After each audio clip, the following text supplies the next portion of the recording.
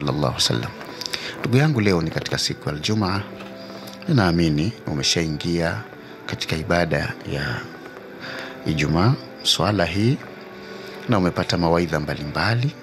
Lakini na sisi katika kipindi chetu leo tumeona pia tukukumbushe, kwa sababu Qur'ani inasema wadhakir fa inna dhikra tanfa'ul mu'minin. Wape watu mawaidha, waonye watu, wakumbushe. Unajua kwa nini Qur'ani imesema wadhakir? Kwa nini wakumbushwe? Kwa sababu mwanadamu ndani ya Qur'ani hiyo ameitwa insan.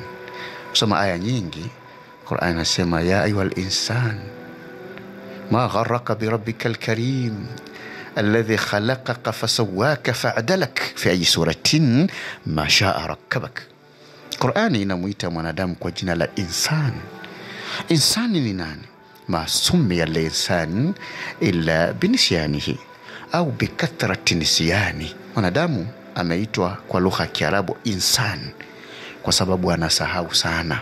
Kama summiya al-qalbu qalba likathrati tagallube, kama vile moyo ambao Waarabu wameita qalbu, yani wameita qalbu, moyo. Kwa nini? Litaqallubi, kwa sababu ya kubadilika. Ndio maana unakuta moyo sasa hiyo unapenda, sasa hiyo unachukia, sasa hiyo unafurahi, sasa hiyo moyo huo.